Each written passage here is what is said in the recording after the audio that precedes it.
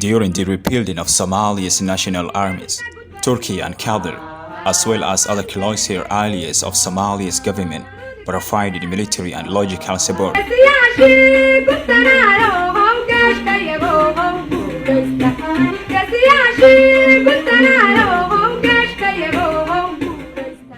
Military commanders and special trainers focused on Farmajo since taking office, 90th president of Somalia.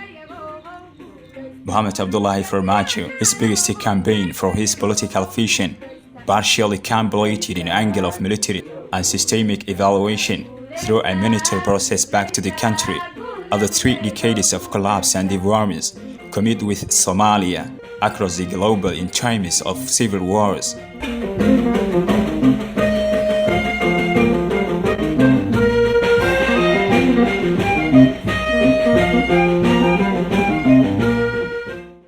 The approach to forecast for Somalia to be lost while shedding blood for combating the top seed of the country's sentence.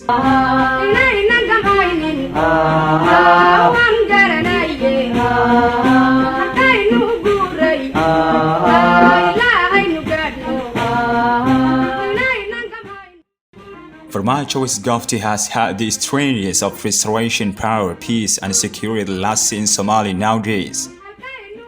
The forces nominated as Somali Tangu by Gorgor is the party of the National Defense Forces that Somalia is currently proud of nowadays, especially and well-trained commanders included of combat forces, navy, land, and air forces. Turkey's government trained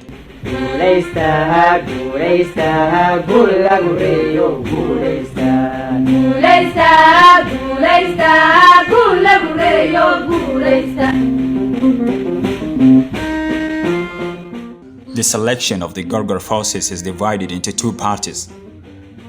The first party are selected young graduates from the local universities of the country that chose their own decision to support and spend strenuous potential defense to their country through the ongoing training provided by the Turkish government. The second party are selected young graduates from the highest skill who are trained as the Secretary Generals in the combat forces, navy and the land and the air forces, special commander sections of Gorgor forces.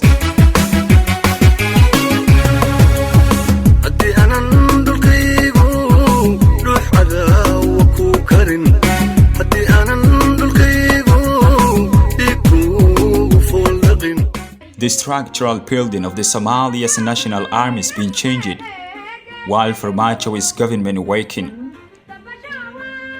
A mixed and non-tribal system is selected for these armed forces. They are not involved in divisive policies that often serve the interests of foreigners. Recognition fail for neighboring countries.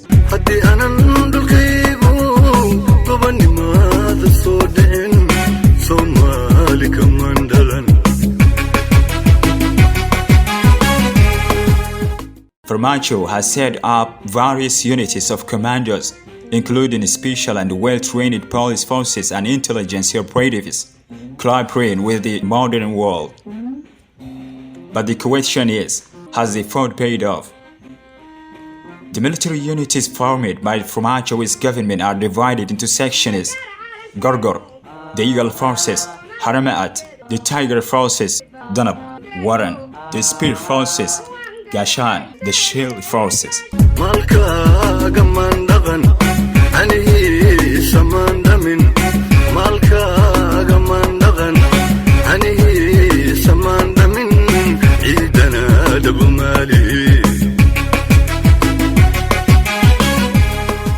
The government has been successful in paying military salaries and systematic registry, monitoring and investigations. The formation of the army is being hampered by a pursuit of foreign interests, by foreign recruiters who are paid to criticize and humiliate the Somalia's growing defense. 62 years have passed since the formation of Somalia's national armies. After 3 decades of devastation and civil war, Somalia regained the country of government, which in area the world recognized as the Lioness of Africa. About Somalia's ongoing development, I, Abdikhader Mohamed, the producer of this informative article for the 62th annual ceremony about the formation of Somalia's national forces. haddii aanan dhaxantiyo